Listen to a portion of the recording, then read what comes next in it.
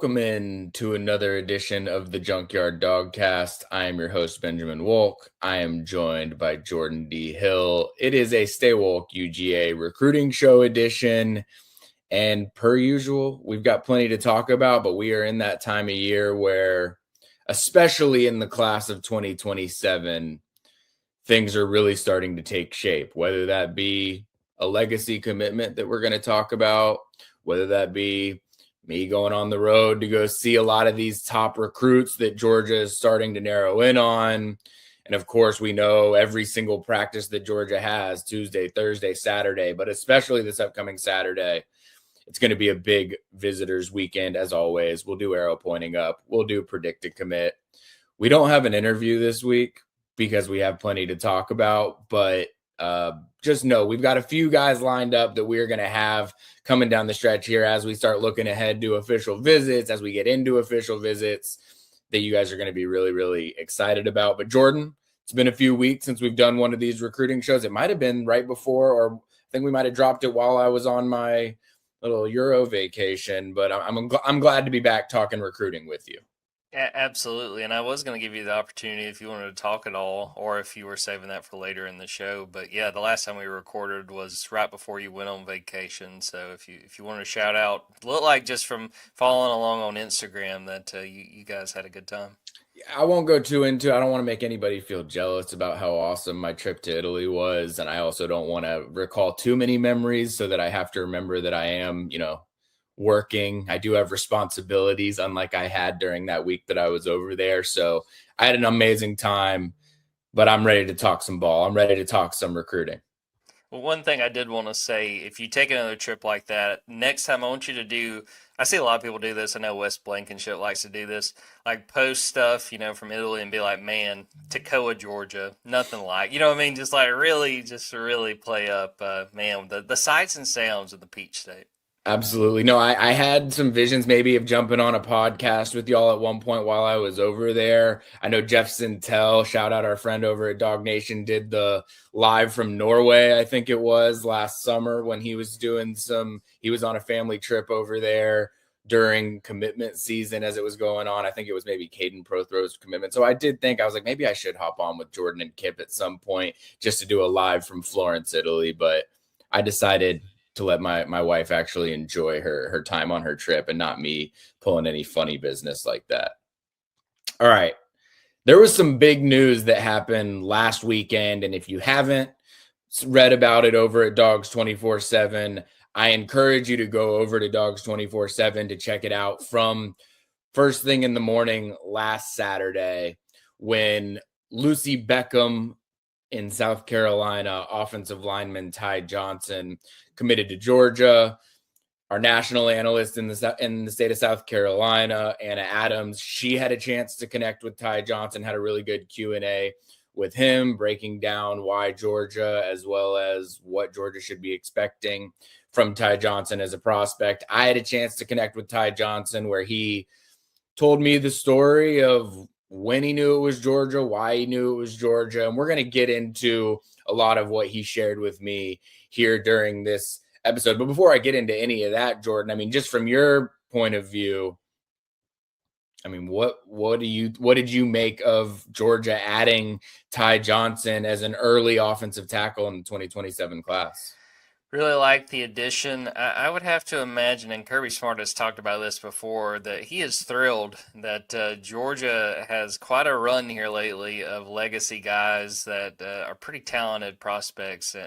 Ty's father is Travis. That's correct. Yep. Travis Johnson, who played in the 1990s at Georgia.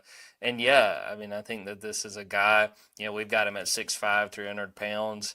I think that it makes a lot of sense to me to add this guy and bring him into the mix. And an interesting first addition, I guess, at this point of Phil Rauscher being the offensive line coach. I think they've got another guy that was committed. I think Kelsey Adams was committed back when Stacy Searles was still the offensive line coach. But I'd say this is a good start just based on what I know, and I'm sure you can add a little bit more about Ty Johnson. Yeah, I mean, you mentioned what I think is going to be the most headline grabbing part of all of this is another legacy commitment. And how you define legacy commitment might depending on who you talk to, it might mean different things. Like AJ Lunnon's dad played at Georgia, and now AJ Lunnon's at Georgia. I consider all these guys whose older brothers played at Georgia legacy commitments. I know some people might not classify that as legacy, but when you think about Ekene Boko and you think about Carter Lucky and you think about PJ Dean, and this was, I mean, this is something Georgia has clearly leaned into, the history of what other family members you have had, experiences that they've had at Georgia, and making that part of the sales pitch and making that part of why Georgia should mean something more to you. And I think that is all too important in this day and age when you do need to find guys that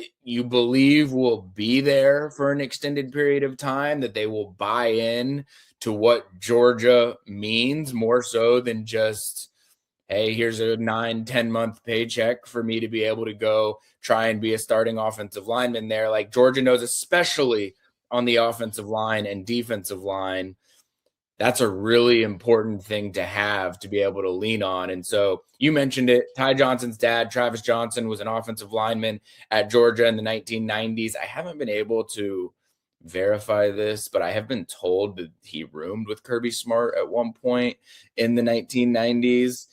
So without question, Travis Johnson has a relationship with Kirby Smart and Mike Bobo from their playing days in Athens. And that's where this relationship really stemmed from. And Ty Johnson took a junior day visit at the beginning of the year, and we talked about him briefly. Neither of us were smart enough to add him to our predicted commit teams, of course, but he was in the first Dogs 24/7 mock class 1.0. He was someone that we knew was trending towards Georgia. You know, we've only had so many selections for our predicted commit teams so far, so some timing wise, we're probably going to slip through the cracks, but this is a guy that obviously he grew up in a Georgia household. He grew up rooting for Georgia. He grew up going to a Georgia game every single year. He'd build his Saturdays around Georgia football games, just like many of the people that are listening to this. And so that, without question, helped Georgia in this recruitment. Now, as Ty said to me, when you become a college football recruit and you don't know what direction things are going to go and who's going to offer you and who you're going to have realistic opportunities to play for, like, you kind of have to put that on the back burner and not treat it that way. And even when Georgia emerged as a real team that was trying to recruit him, he still needed to look at this fairly and weigh all of his options and not let his fandom impact his decision.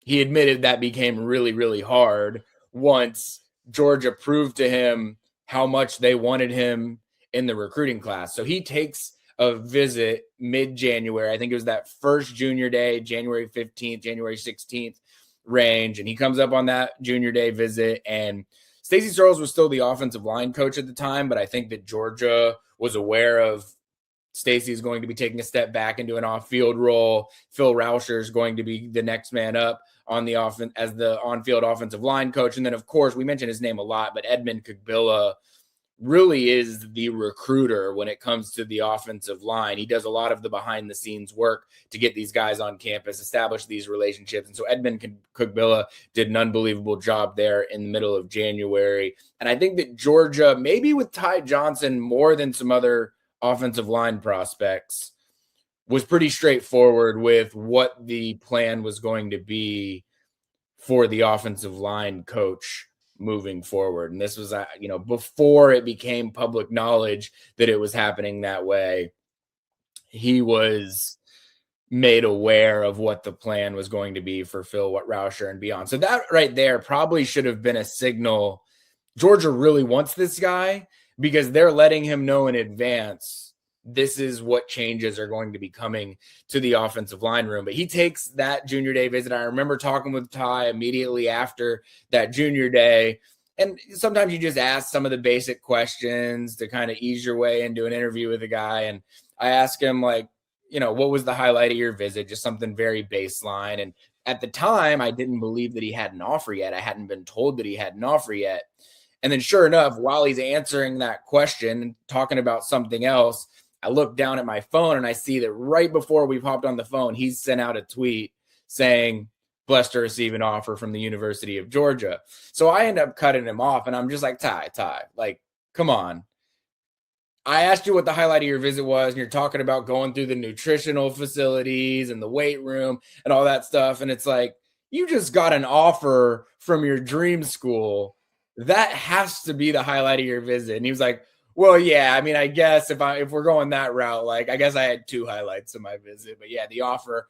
And really from there, I don't want to say nobody else had a chance, because he gave other teams an opportunity. He took a couple of visits to other places. He kept an open line of communication. He's going to continue to keep an open line of communication with certain coaching staffs, because it's the responsible way to go about your recruitment at this time of year. But really, from that mid-January visit to Georgia till about mid-February, it became clear it was going to be hard for anyone other than Georgia to win out in this recruitment. I think he told me it was February 20th that he picked up the phone. He calls Edmund Kugbilla and Stacy Searles and Phil Rauscher and tells them, hey, I don't need to drag this on any longer.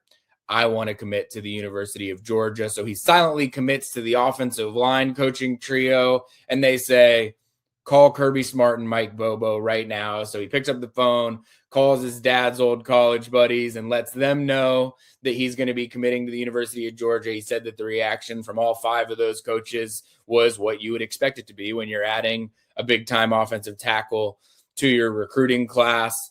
He stayed silent in that commitment until this past weekend. And I think, he was coming on a visit for last weekend's spring practice. And I think he said, I just can't do this. And I can't keep this silent any longer. I gotta let the world know. And so first thing in the morning on Saturday, as he was arriving into Athens on campus, he announced his commitment to Georgia, to the public. And then he got to spend the rest of that day hanging out around campus as a Georgia commit, which I think was a lifelong dream for him. And quite frankly, probably a lifelong dream for his dad and other members of his family as well. You hit on a lot of it when I asked you what you thought of this commitment, Jordan, but just knowing everything that I laid out there, I mean, this is a pretty special one.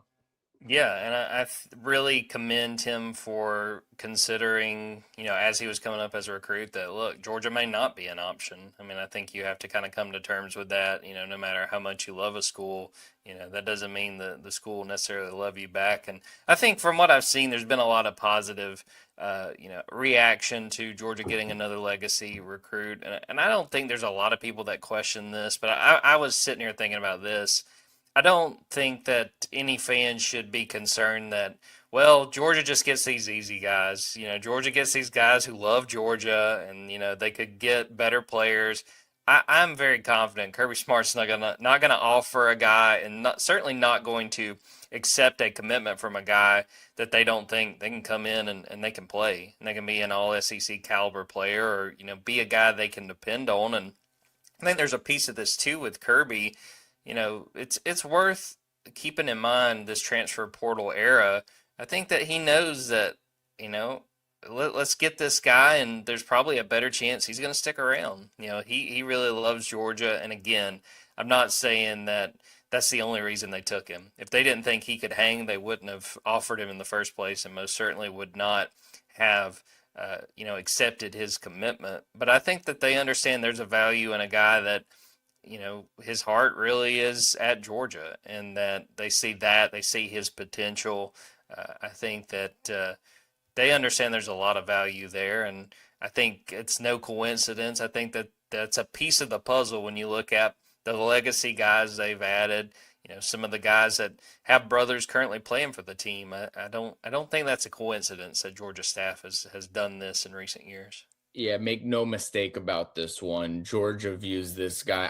I've said this a few times before, and I feel like there's maybe a little bit more credibility to it now that we've seen some of the spring buzz that's emerged. But I remember around May last year when Graham Houston committed to Georgia, and he's a 3-star, and sometimes people are like, oh, he's an in-state guy, he's a 3-star. They don't get excited about it.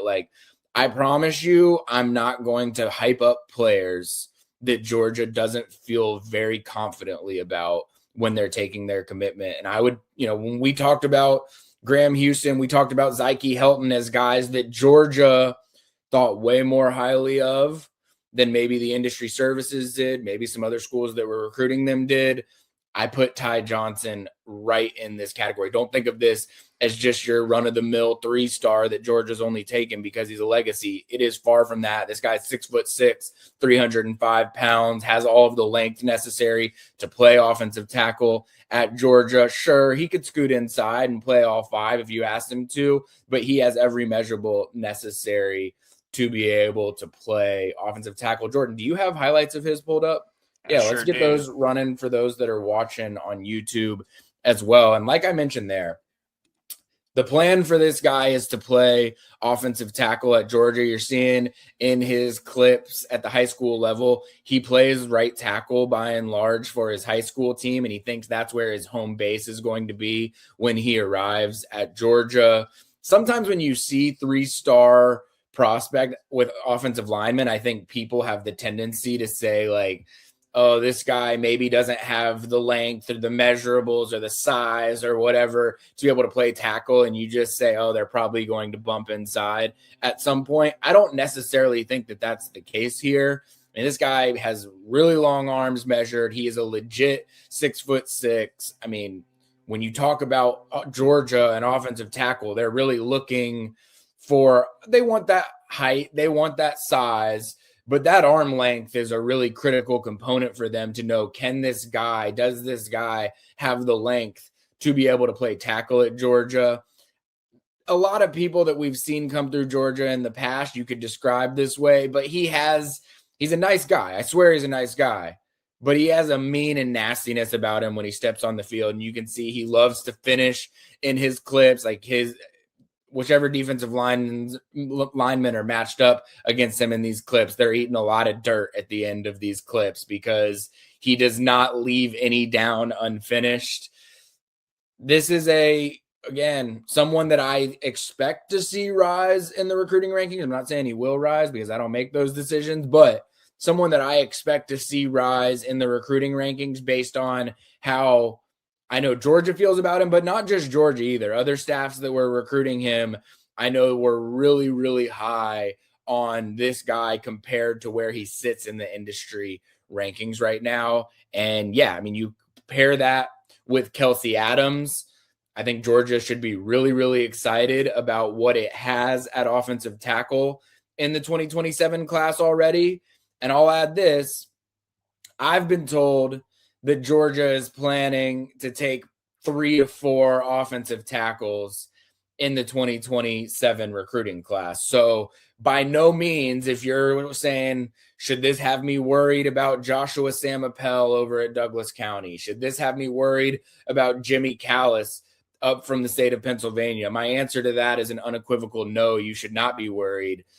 This guy is someone that Georgia wanted, and Georgia fully plans to be able to take up to 4 offensive tackles in this 2027 recruiting class. So there is plenty left in the tank for Georgia when it comes to recruiting that position. Yeah, I really like just watching these highlights. I mean, just looking at his size alone. I mean, he looks like a man amongst boys. I mean, very powerful, getting to that second level. And like you said, he's going to finish the play. I don't think he's going to look and say, well, the running back's already the second level. I'm going to just chill out. I really like what we're seeing, and I think there's reason to be excited. All right. Be excited about Ty Johnson. I'm hoping to have him on the show sometime in the near future as well. So if you maybe give him a little nudge. I'm not telling you to tweet at recruits or anything, but give him a little nudge and say, hey, we'd love to have you on the Stay Wolk UGA recruiting show as an interview guest. I think that's probably going to happen in the near future. On Wednesday, we're recording this on Thursday. Y'all are watching this on Friday or beyond. But I on Wednesday earlier this week, I went around Atlanta primarily, went to Lithonia High School, went to Harrison High School, and went to McEachern High School with multiple objectives. I mean, it's a good time of year for me to get more acclimated to 2028 guys, 2029 guys that I don't know as well, just so that I can start building the relationships necessary to be able to provide you all the information that you want here and over at Dogs 24/7. But also in all 3 of those cases, every single school that I went to had a player on their team that was in my first mock class 1.0 of the 2027 recruiting class. And since we just talked about Ty Johnson as an offensive tackle, I'll start at Lithonia High School, where I went to go see Kennedy Jackson. He's an offensive tackle in the 2027 recruiting class, and he has 6 schools that he's going to take official visits to.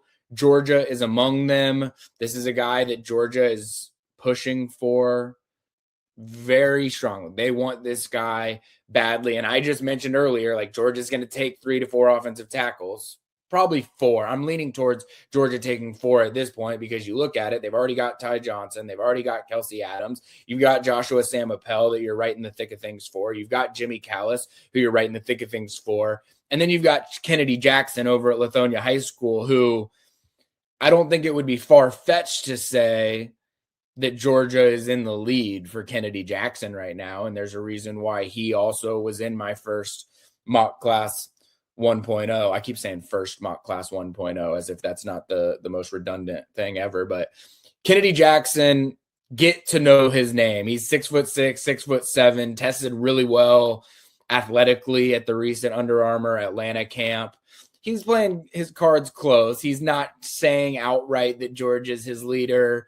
You know, you look at a bunch of other schools like Florida State, like Georgia Tech, like Auburn, like Florida, like Tennessee, like South Carolina. Like, there are a lot of programs that are in the mix here, and he's going to take an official visit to a lot of them that are going to make this a difficult decision for him. But just knowing how highly he's thought of in Athens, Georgia's in a pretty good spot in this one at this stage in this recruitment. Not to say that they're going to get him or that they've got him locked in, but I do like where Georgia stands in this one, and think that he was just on a visit to Georgia this past weekend. He went for a spring practice, and again, he doesn't say a whole lot. He's relatively quiet as far as, you know, prospects opening up when you're actually throwing a recorder in front of them and interviewing them. But there's no question about it that Georgia is an important school to him in this recruitment, and Georgia will be in this recruitment until the very end. He already has his official visit scheduled to the Bulldogs this summer. And if I was doing a mock class 2.0 tomorrow, which I'm not, but if I was, he'd be in it still at this point in time. And someone that I think you throw right into that group. I mean, I just mentioned all of them: Kelsey Adams, Ty Johnson, Joshua Sam-Appel, Kennedy Jackson, and Jimmy Callis. If Georgia signs 3 to 4 of those guys, they are going to be really happy with what they're bringing in at tackle in the 2027 class.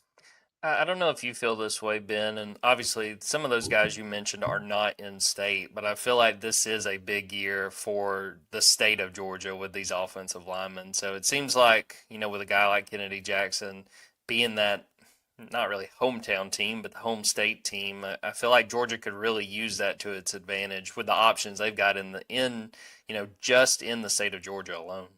Completely agree. He has referred to it as his dream school to me. And now that doesn't mean anything necessarily. I've talked to plenty of prospects that have called Georgia their dream school, and then they end up signing somewhere else. So it's not the tell-all, but it's an indicator, I would say.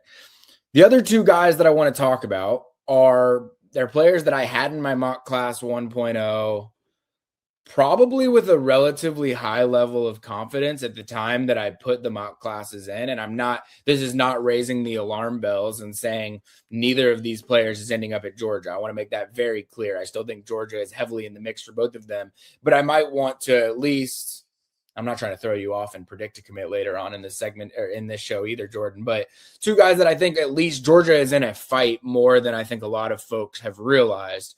I'll start with slot receiver at Harrison High School. That is DJ Huggins, someone that really got on my radar after a strong junior season. And a couple different coaching staffs were like, this is someone that is going to be a serious target in the 2027 class.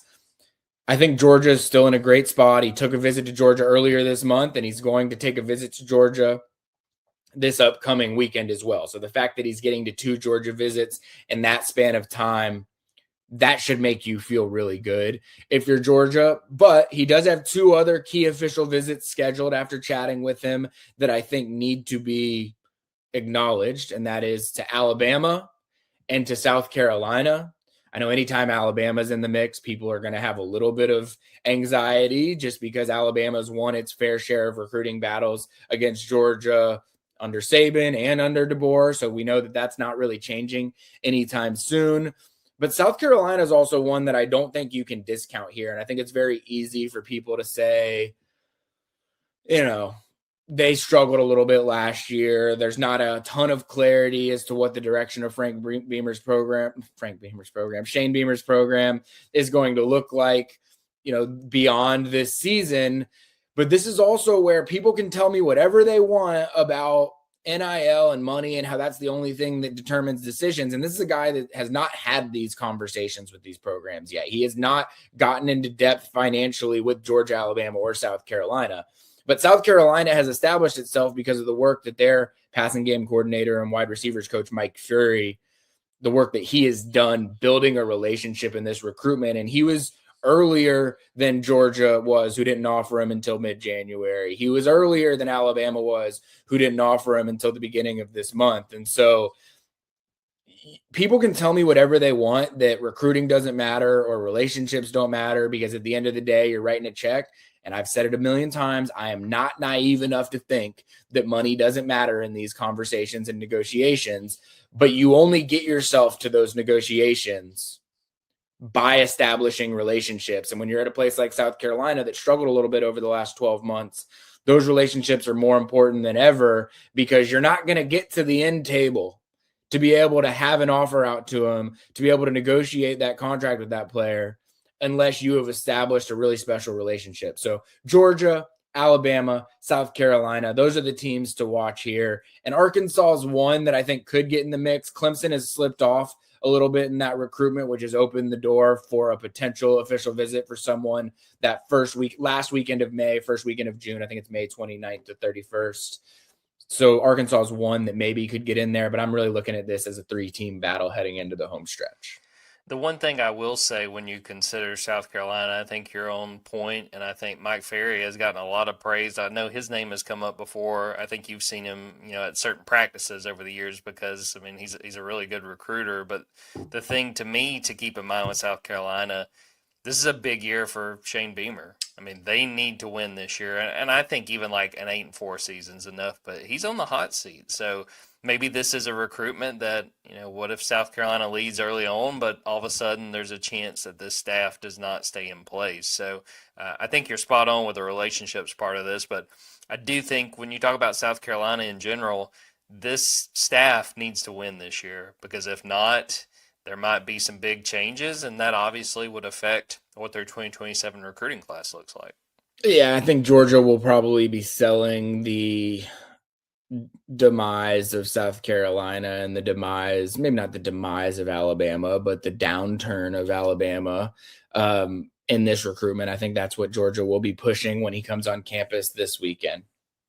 The third guy that I wanted to stop by and see was at McEachern High School, previously at South Paulding High School, and not for us over 24/7 in our 24/7 sports rankings, but I do know that the Rivals rankings, I think, has him as the number 1 linebacker in the country, and that is Joakim Gouda, who, I don't know about you, Jordan, my wife loves cheese, and she doesn't care what school this guy goes to. She's going to be getting a Gouda jersey wherever it is that he ends up. But Joakim Gouda this was my first time. I've talked to him over the phone a bunch. I've gotten to know him throughout his process, getting offered at the beginning of the year. And then as he started to take visits to a bunch of places, setting up his official visits. It's my first time that I've gotten to see him in person, and I get it. I understand, I stand next to him, and whether it's, his energy is a guy that you want kind of leading your defense. Just to give you some perspective, I had texted him right before I went on that trip to Italy, and I was like, hey, going out of the country, I know that you're somewhat close to in your process, maybe not ready to make a decision yet, but I just want to make sure I'm not going to be missing anything while I'm gone for a week and a half. And I see him, and before I can interview him, before I can start talking about his recruitment, he's asking me about how my trip was and what all I got to do.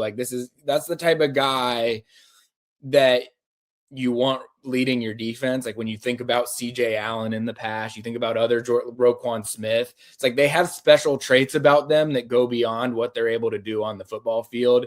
And it's little things like that I think really stick out to these coaches when you're recruiting them. but what he does on the field too. I mean, this guy looks the part. He is every bit one of the best linebackers in the country. And he's taken some visits. You know, he was at Georgia like right when the spring window started. He got in on a midweek visit, was hanging out with Jabaiah Smith, who's another linebacker that was in mock class 1.0. He then got on visits to Florida, to Texas, to Notre Dame. And now he's got 3 big visits coming up here in the near future. He's going to Auburn this upcoming weekend. He's going to take a multi-day visit to Georgia midweek next week. So he'll get there on Wednesday, hang out on Wednesday, and then be there for the Thursday practice next week. And then next weekend, he's going to Texas Tech, which I know people are going to react a certain way when they hear Texas Tech get thrown into the mix late when he hasn't visited there. It makes you wonder, you know, is this becoming an elevated recruitment? And the answer to that is yes, this is becoming an elevated recruitment because he's one of the best linebackers in the country. Georgia has been very confident here, and I would probably still cautiously have him in a mock class 2.0. Texas has made a charge here. I don't dispute that Auburn and Texas Tech are going to be able to make charges here in the coming weeks when he gets on visits to those places. And then Florida is another school that he's taken a visit to that I think is really come into the picture. The 4 official visits that he has scheduled right now, and he has that 4 official visits slate scheduled, it is Georgia, Florida, Texas, and Auburn. We'll see if Texas Tech is able to get into the mix. Notre Dame was one that he wanted to see because of the prestige and their history of linebackers. I think it's going to be hard for Notre Dame to be able to get into that official visit schedule. So the one I'm really watching is, can Texas Tech replace someone in that plan? Right now, I would say Texas, Georgia, and Florida have probably separated themselves from the bunch, but Auburn's right there. And I think that Texas Tech isn't going to go away quietly into the night. And like, he acknowledged like what the reputation is with Texas Tech and that guys that randomly go out there, like why they're going out there. But he also called out like Jacob Rodriguez went from being a backup quarterback to being the Butkus Award winner and was in the Heisman conversation as a linebacker. So clearly something else is working right for Texas Tech at that specific position that made him feel like I need to go take that visit out there. With both DJ Huggins and Joakim Gouda, I am not trying to hit the panic button or the alarm bells and say you need to worry about whether Georgia's going to get these guys. I'm just acknowledging these are more competitive recruitments now than they probably were a month and a half ago. So talking about Texas Tech, are you saying that with Gouda there's going to be some cheddar involved? Yeah, I think he's going to be a prospect that's worth his cheddar. There's no question about that. I can always count on you to just say something ridiculous like that, Jordan. That's why you keep me around.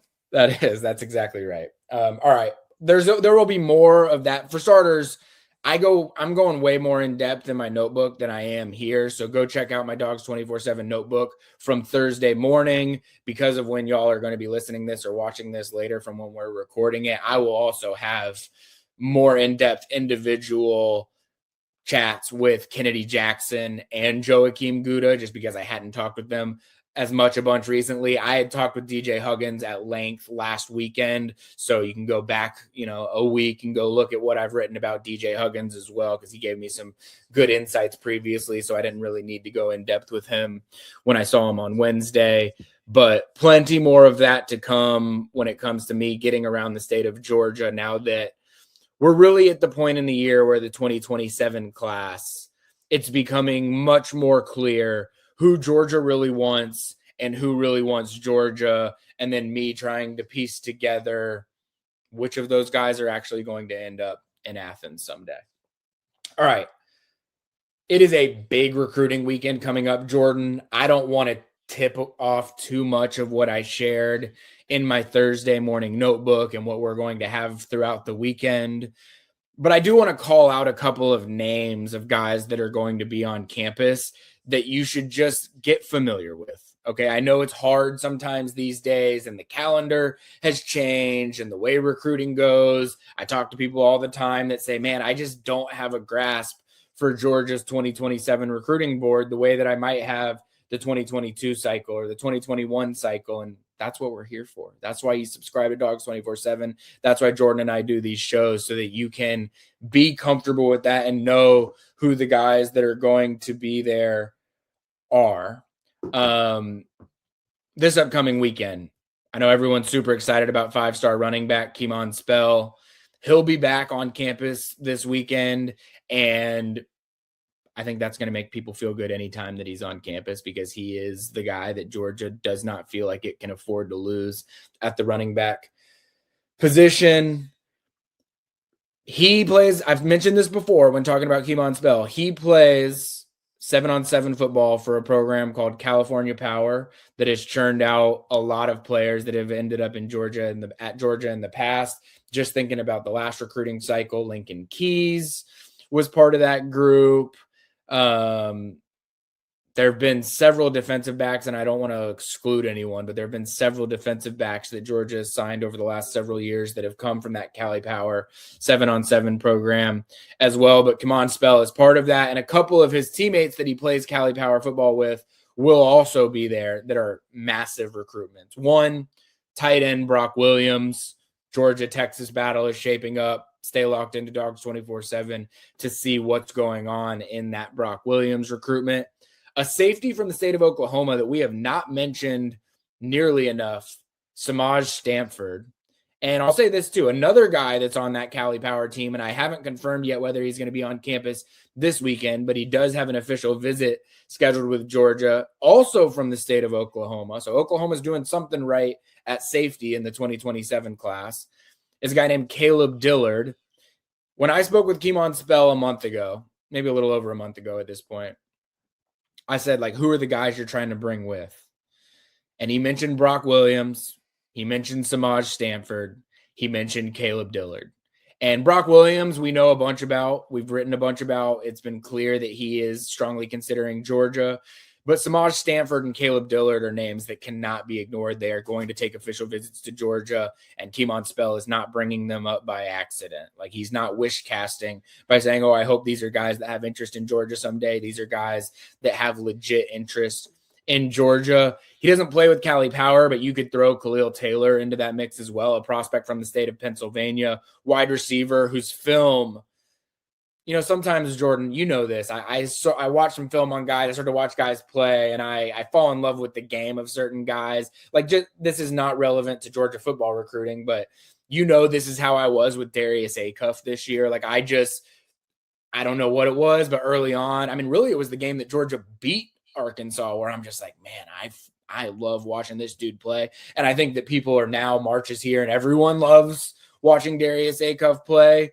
That's really how I feel about Khalil Taylor at wide receiver out of Pennsylvania in the 2027 class. I mean, Khalil Taylor is one of those guys that I could just turn on Khalil Taylor film and just watch him play. I just enjoy doing it. It's something I'll do in my spare time. So Georgia clearly trying to make a push into the state of Pennsylvania with Kimon Spell, with Khalil Taylor, with Jimmy Callis, who I've referenced previously. But Khalil Taylor, a big visit coming up this weekend. And then two other guys that I will name. One out of state, defensive lineman from the state of Alabama, Carlos May. Ohio State, Auburn, Georgia are all really in the lead pack here. He's an interior defensive lineman, and we know how much Georgia values the rarity of the body type that Carlos May brings as that 0 tech, 1 tech, maybe shade out to 3 tech in certain packages, defensive linemen. I mean, these bodies are not easy to come by. We talked about it when we talked about Nasir Johnson 2 or 3 recruiting cycles ago. Like, why does Georgia try so hard to flip him from Florida late? Well, 6'6", 320 that can move the way these guys do just doesn't exist very often. And Georgia learned with Jordan Davis that sometimes you got to really, peek around into the nooks and crannies of the United States to figure out where you're going to find these guys. And Georgia knows it's hard to recruit the state of Alabama. But when you got a guy like Carlos May that's there in the state of Alabama, you're going to try and find a way. And then the last guy I'll mention is Sean Green. He's at Camden County High School down in way South Georgia. And I'm going to bring him up because I already mentioned DJ Huggins earlier in the show. And I think that these are two guys that have emerged as premier slot receiver targets for Georgia in this class. And there are other names like Jordan Christie just announced the top 4 over at Dogs 24/7. Keon Standifer's a guy that's at Athens Academy that I think Georgia has been keeping warm. I'm sure that a guy like Khalil Taylor and some others have the ability to play the slot as well. But Georgia always wants to try and take one of these true slot receiver types. And I think DJ Huggins and Sean Green have risen to the top of like, these are the 2 slot receivers that Georgia really likes. And I think you got to find a way to sign at least one of them.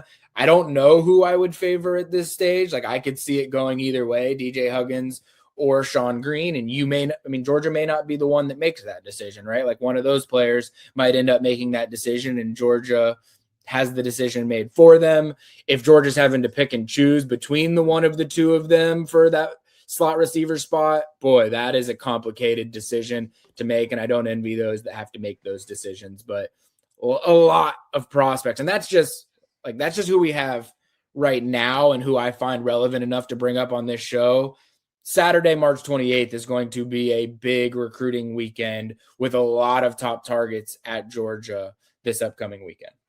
Yeah, you guys need to keep an eye on dogs247.com. I know Ben will have the scoop on everyone who's coming and everybody that you should know about. And for me, obviously, you want to pay attention to Kimon Spell and see what the conversation is with him coming. But Sean Green, like you mentioned, just really interested. My ears kind of perk up when we hear guys from high schools that we know Georgia recruits pretty well. I mean, I think about Camden County right now, Elias Williams. They just got Jamarly Riddle, the transfer from East Carolina. I mean, it feels like it's like Camden County, North Oconee. There's probably a few other guys. Buford, right? They've got some Buford kids right now. Interested, like you said, with slot receiver. 1, it could go a few different ways. And 2, like you said, it may not be Georgia who determines exactly how that goes. All right, we are going to jump to a quick break. When we come back, as always, we will have segments, arrow pointing up, predicted commit. I'm keeping Jordan a little bit on his toes in terms of how big his board might need to be for predicted commit today, but we will jump into all of that when we come back.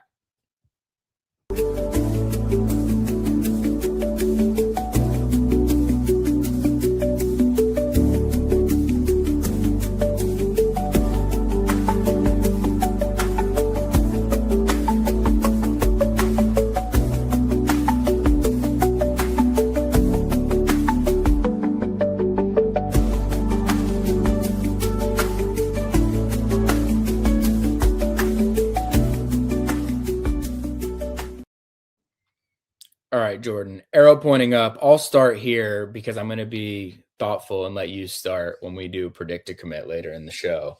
But I've got 2 that I wanted to call out. 1, former Stay Wolk UGA recruiting show guest, Mason Howell, is playing in a PGA Tour event this weekend. He's going to be playing in the Texas Children's Houston Open. We're recording this on Thursday, so he's teeing off at 3:10 p.m. on Thursday. So by the time you're listening to this, we will know sort of how he started playing, and then he'll have a morning tee time on Friday morning as well. But this is a Georgia golf signee that I reached out to him just to wish him luck for his tournament, and he just shot me back a dog emoji. So he's still thinking the dogs. He's all about the dogs. But I will say, I'm going to be rooting for Mason Howell forever, probably, because all you got to do is come on my recruiting shows and interview guests, and I'll be rooting for you forever. That's journalism right there, Jordan. That's real unbiased journalism. But just calling it like it is. Anytime you see an amateur like that in a PGA Tour event, I'm also just probably going to be rooting for them. If you're a Georgia golf fan, you might want to be rooting for him, but like not too much, because it's like one of those things. If he somehow wins the Houston Open, he's just going to turn pro. So I'm rooting for him to win because I want nothing but the best for Mason Howell in his golf career. But, if you're a huge Georgia golf fan, if you're the Georgia golf coach, you might be saying, maybe a top 20, that would be awesome for you. You get that PGA Tour experience, but not so much that you jump for the big leagues. We saw a guy that was at Alabama a couple years ago as an amateur win, and then he turns pro immediately after. And he hasn't had the most success on the PGA Tour since then. So sometimes, sticking it out throughout your college career can end up being beneficial for your development. But either way, I'm going to be watching as much Mason Howell as golf television allows me to. They're not always the best with their broadcasts and what they're showing, but as much as I'm able to see Mason Howell hit some golf shots this week, I am going to take the opportunity to do so. Georgia fans rooting for him to have a good tournament, not a great tournament. That's what you're saying. Yeah, exactly right. Exactly right. And I as I am about to say my second arrow pointing up, I just received a text message from someone that is a friend of mine that says 14-1 in the last 15. And what he's referring to is the Atlanta Hawks. We got to give a shout out to the Atlanta Hawks. Wednesday night, they play on ESPN against the number 1 seed in the Eastern Conference. They're without Cade Cunningham right now, hoping a quick recovery for him with his collapsed lung, which was just a crazy headline to see. But the Hawks have won 14 of their last 15 after they went on a 10, 11 game win streak. They play on ESPN, which I always find, like, as a Hawks fan, it's like the Hawks are playing great. They're playing great. And then all of a sudden they get this national exposure game and they lose in heartbreaking fashion, or they just kind of get blown out. And it's like, the Hawks on a national stage. This is how it goes. And I almost thought that's what was going to happen on Wednesday night. They're up like 20 in the first half, just taking it to the Pistons. And the Pistons tie it up to go into overtime, like in the final 10 seconds. And I'm sitting there thinking, all right, this is just one of those games. Hawks should have won. They blow it right before regulation ends, and then they're going to lose in overtime. But no, they end up winning 130 to 129 in overtime against the Detroit Pistons. They move into the 5 spot in the East. And this is a team we're not too far removed, where I was saying on a Junkyard Dawgcast, like maybe they should just consider tanking, find a way to tank if all these other teams aren't trying too hard to tank, so that you can not only get the Pelicans top 5, 7 pick, but get your own top 10, 12 pick as well. And you end up having multiple picks in the top 12. They're laughing at anybody who had that idea now, because they're the 5 seed, which would get them in a first round matchup. This is, there's about 10 games left in the season, so they're not locked into the 5 seed. But the fact that they have played their way out of the play-in, they're in the 5 spot. They would be catching the Cleveland Cavaliers in the first round, which wouldn't be an easy result by any means. But I think that there's other matchups that you would be more concerned about in the first round. So you're catching the Cavaliers. Maybe you can find a way to catch them, surprise people and catch them and get the 4. So you have home court in that series. But in the event you were able to win that series against the Cavaliers, you'd be catching the number 1 seed Detroit Pistons, who, like I just mentioned, right now are without their star player who suffered a collapsed lung. So he might be back by then. We don't know. It's sort of an iffy recovery timeline when you're dealing with something like that. But like, I don't want to get too far ahead of myself, because I was just talking about how the Hawks should be tanking. But now we're at a point where it's like they could get the Cavaliers and the Pistons for a spot in the Eastern Conference Finals. I mean, again, I am probably a little ahead of my skis right now, but there is some optimism to be had with the Atlanta Hawks. Yeah, I mean, and they win that game on Wednesday night after, it's announced Ronald Nored's leaving the staff. He's going to Butler. And the thing that I can't get over, I mean, you hit on the biggest thing. We were writing this season off. It was like, all right, if you're a Hawks fan, you're paying attention to the draft because this thing's done.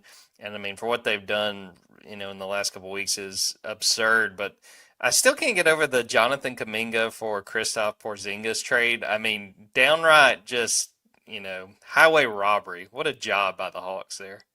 You don't think typically like, oh, the Hawks are going to be able to fleece the Warriors in a trade. And it makes you wonder, like, what was going on there that they just couldn't figure it out with him. And I know it's a different style of ball that they're playing in Golden State, just because of the gravitational pull of Steph and everything that they try and do. But it does make you wonder, like, how were they not able to figure that one out? He's very fun to watch.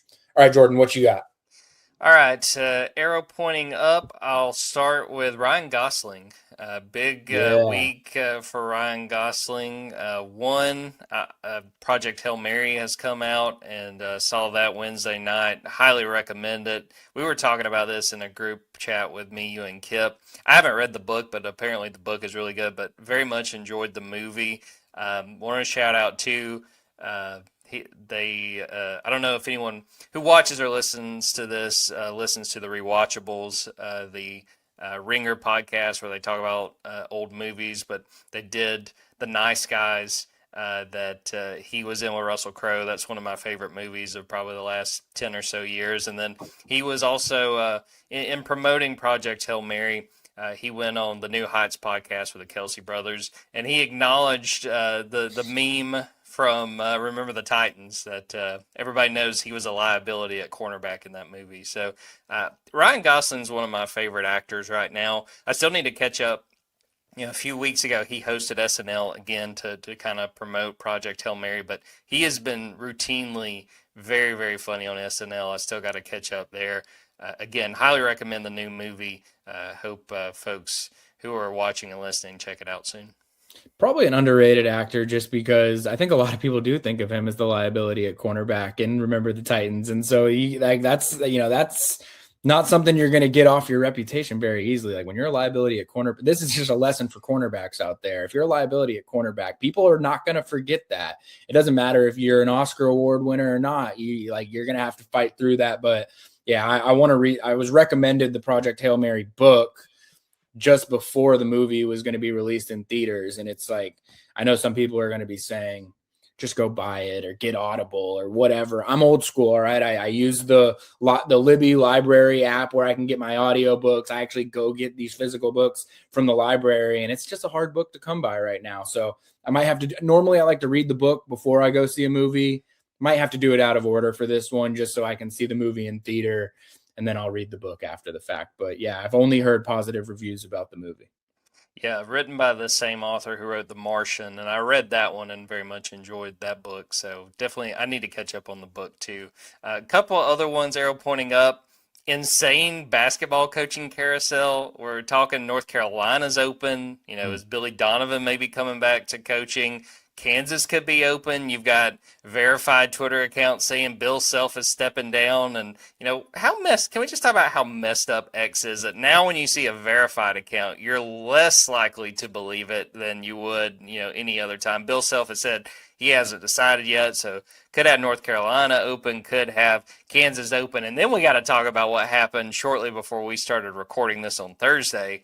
Will Wade getting ready to take an LSU job that's not yet open and go back to Baton Rouge. I'm all for it. I love just the absolute chaos, and I don't think it's done yet, Ben.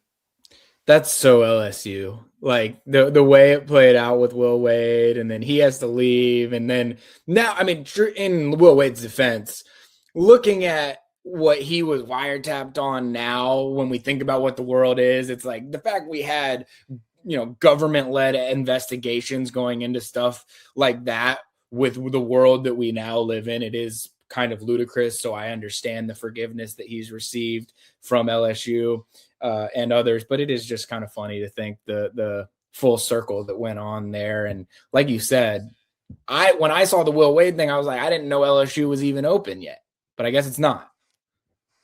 Yeah, I feel for Matt McMahon. But he's going to get his money. And the only other thing I'd say is just imagine being on the beat where you're covering Lane Kiffin, you're covering Will Wade, and if you cover women's basketball, which you should with how good LSU is, you got Kim Mulkey. So, man, there's just not a moment. That phone, never put your phone on silent. You're going to miss some stuff. I think what happened is Brian Kelly went to half court when he first took the job at LSU and started talking in a twang that didn't exist for him. And everyone said, this man is not a fit for LSU.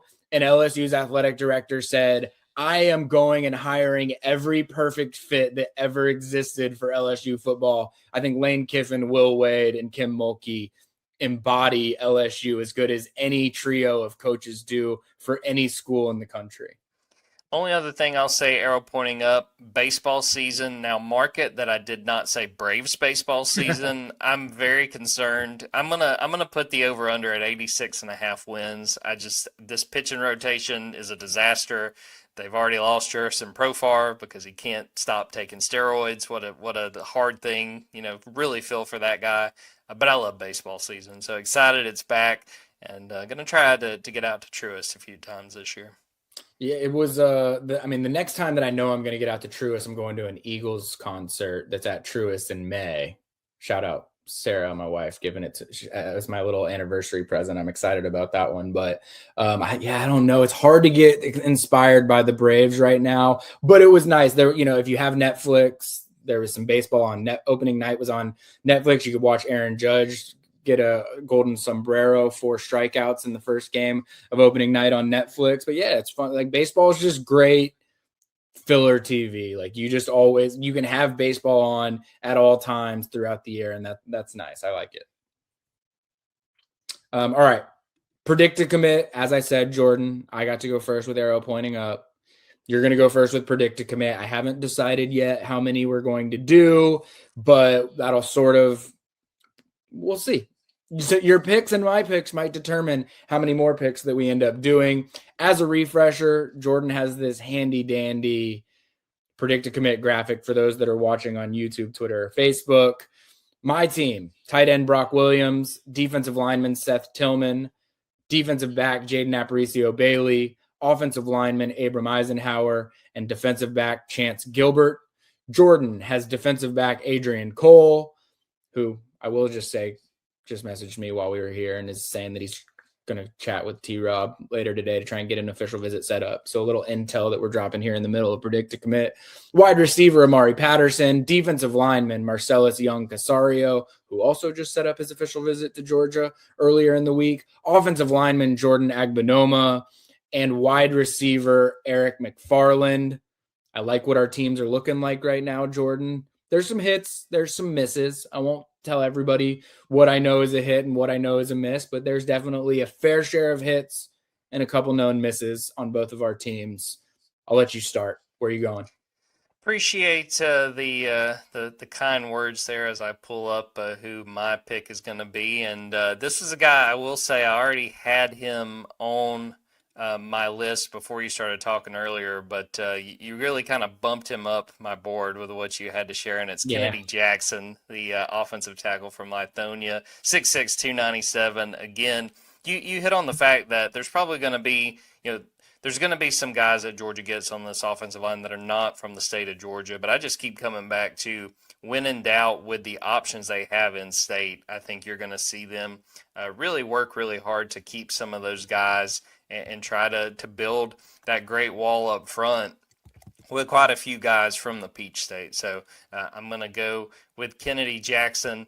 You just did such a great job selling him. I mean, you should really be proud of the effort. And, I think that this is going to be a big piece, both literally and figuratively, for the 2027 offensive line class. I'll be honest, I was hoping that you weren't listening to me when I was talking earlier in the show. That's always my hope, is Jordan checks out, gets bored of listening to Ben, and then he misses out on some of the things that I drop on Kennedy Jackson. But yeah, this is a solid pick. He would be in a mock class. He was in mock class 1.0. He would be in a mock class 2.0. It's with offensive tackles, especially, it's never like a done deal because those can become really lucrative recruitments. Like, college football coaches are desperate for offensive tackles. And so some of the numbers that you hear associated with offensive tackle recruiting is pretty mind-boggling, but he's one that I would feel pretty good about you having in your class right now, Jordan. All right. I'm going to pick one. I'm going to be super generous today.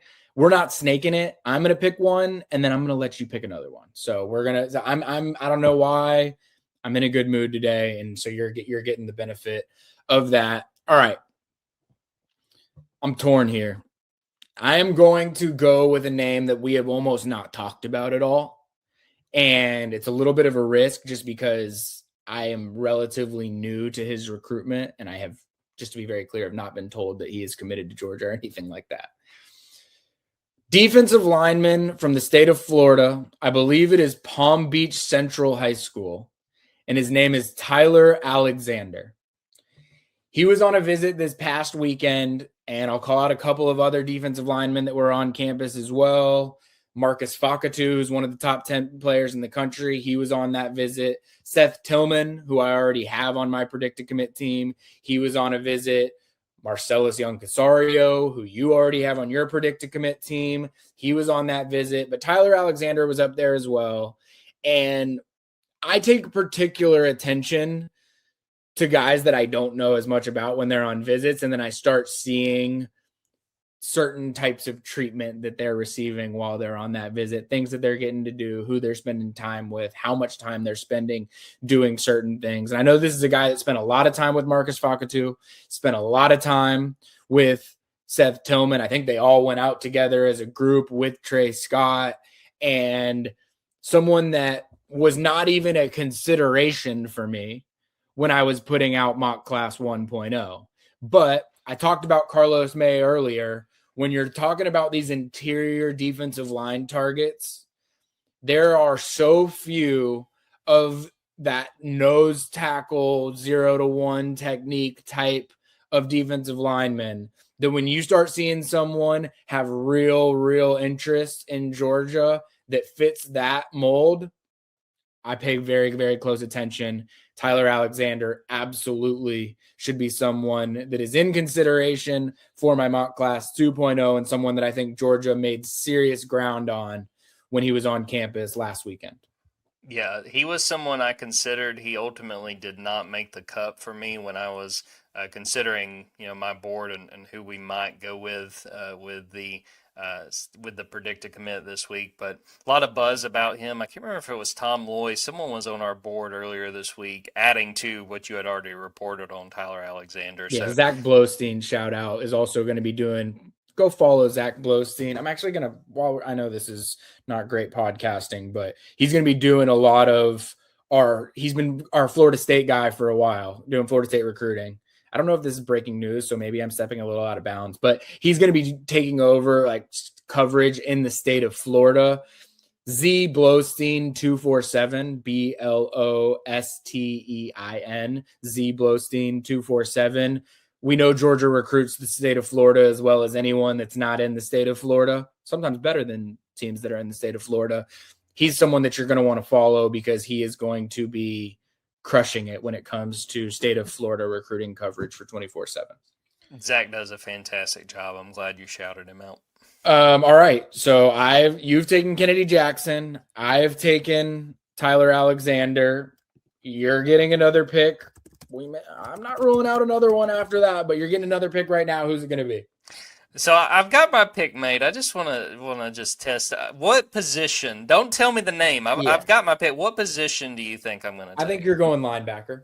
You're absolutely right. So yeah. I'm going to go, and it's actually not the guy that you were talking about earlier in this episode, and I'll pull it up and try to stop stalling as I talk here, but I'm going to go with JBS Smith, and he's a guy. Oh, Ben looks surprised. So no, it's a good pick. It's a good pick. It's just honestly not where I thought you were going. I'll be honest with you. 6'3", 195. I think when you've got a guy with this kind of talent in the state of Georgia, he's from Swainsboro. I think that, again, we talk about the money involved in all these recruitments and how hard it is to acquire talent and to keep these guys around. But I think there's no position Georgia has, probably other than tight end, that sells itself quite like inside linebacker. So going with JBS Smith. I'm interested. Who did you think I was going with? Well, I'm going to just take who I thought you were taking now. But just you can save that. But yeah, I'm going with JBS Smith. He's going to be my pick. Yeah, no, I thought you were stealing one of my picks right before I took it. Well, I'll call this out. This is not meant to shame you by any means. I made this mistake yesterday and had someone correct me as well. Jabias Smith is how it's pronounced. I did. Again, I love shaming Jordan, but I made this exact same mistake yesterday. So just to issue the correction, Jabias Smith plays at Swainsboro. I remember seeing this guy for the first time when I was going down to see DeMello Jones a few years ago when he was getting recruited. And there's certain players when you see them as freshmen and you say, that's what freshmen in high school look like nowadays. It just blows your mind. He exemplified that as much as anyone. He was in my mock class 1.0. I wouldn't rule out that he would be in a future mock class as well. I just thought you were maybe going in a slightly different direction there. So good pick. I think it's going to be interesting. We did this last cycle, right? Like there was Tyler Atkinson was out there while Nick Abrams was out there, while a bunch of other linebackers were out there. And it wasn't totally clear which way it was going to go. And I think that same sort of thing is happening at linebacker this recruiting cycle. So I am going to just go ahead and take a linebacker that I do think we haven't talked enough about, that Georgia is doing a really good job recruiting. He reminds me, maybe not the person or the player, though I do think there's a lot of similarities there, but the way his recruitment is unfolded and what part of the country he's coming from. But from Battlefield High School in Virginia, Noah Glover.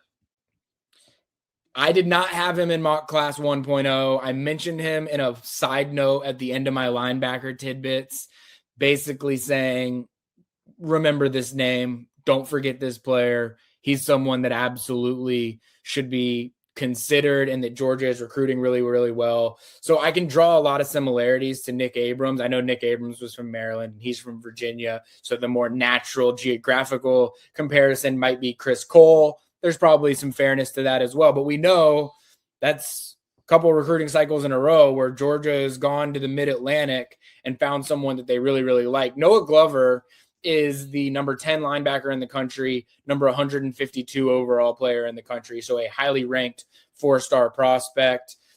Glenn Schumann is just such a good recruiter that he's going to have the in-state guys in a really good spot, while also identifying who are the out-of-state guys that they need to make pushes for. If I made a mock class 2.0 tomorrow, I think that Noah Glover would be in that. I don't necessarily know that it would be at the expense of someone that I had in mock class 1.0, but I only had 2 linebackers included in mock class 1.0, and I think it might be a situation where I would have 3 linebackers in mock class 2.0, but Noah Glover, someone that will take an official visit to Georgia this summer, and I think the Bulldogs are well positioned for. Yeah, really like just what little I know about Noah Glover. Again, going into Virginia, a couple classes ago, like you said, they get Chris Cole. They had Chris Jones, who has since transferred to Boston College. And again, talking about linebacker and tight end, yeah, linebacker, they could stay in state. And there's some really interesting in-state guys, too, that we talked about on this episode. But you can recruit it nationally. And Glenn Schumann's background, I mean, you just point to the Buckus Award list from the last few years. It sells itself. Really like this pick. And this is one of those picks where I got to say, yeah, I think the recruiting guy might have known a little bit more on that side of things than I did. No, you have not made. I look at your entire. I mean, I think that Eric McFarland was a bold receiver choice. Things change in recruitments as well, where it's like there were a couple guys where you made picks that they were good picks at the time. I think things have just shifted a little bit, but your group that you have put together right now is very, very solid. If my read is correct, you probably still have at least one name left on your board. Yeah, I do. All right. Well, you know what that means. We're taking a third this week, Jordan. Who's it going to be? So we kind of just hit on where I thought my biggest miss so far on predicted commit has been. So I'm going to try to rectify it and go back to wide receiver, and I'm going to pick DJ Huggins. I think you highlighted this is not a done deal. I might just continue to swing. Let's just keep swinging for this receiver and see if I can hit one. But I think there's a lot to like in his game. Being from Harrison, I think that Georgia's going to be all over this one. Again, a long way to go, but DJ Huggins is someone who makes a lot of sense to me, and don't know how, what his timeline looks like or anything like that, but that'll be my last pick. I'm going to go with DJ Huggins, a wide receiver. I like that pick. I'm a big fan of this guy. I mean, a player, person, I really just enjoy all my interactions that I've had with him. Really savvy football player and someone that I think schools are a little bit late to the game on recruiting, and I think his junior season established him as a premier slot receiver target. It's interesting because we know Georgia typically only takes one slot receiver. Like they're not taking many of these 5'10" or under types. And so you've got DJ Huggins there. You've got Eric McFarland there. You're almost making me want to make a pick just to try and offset that in case you end up being wrong. But I'm not going to do that with my next pick yet. I'm going to end up saving that. So you might have the opportunity. I mean, I really think Eric McFarland, DJ Huggins, and if you were listening to me well enough, another guy are the three that Georgia needs to get one of those guys at slot. And if Eric McFarland wanted to sign with Georgia, that would probably make some decisions for some of the other guys. He's just that caliber of prospect. But if it wasn't Eric McFarland, if it wasn't DJ Huggins, there's another guy that I think that it would be that'll be on campus this upcoming weekend. And if I was a smart drafter, I would probably take him here. But I'm going to at least leave the door open for you to have a predict to commit team with 3 slot receivers on it. Yeah, you just got to, you don't got to bat 1,000 over here on Team Jordan. That's all I know. I am going to stick with the position that I just took, and I am going to go with a guy that I talked about earlier in the episode, and that is McEachern linebacker Joakim Gouda. I'll say this, before I went to go see him, I would have made this predict to commit pick.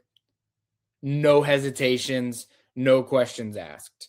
He was one of the more confident inclusions that I had in my mock class 1.0.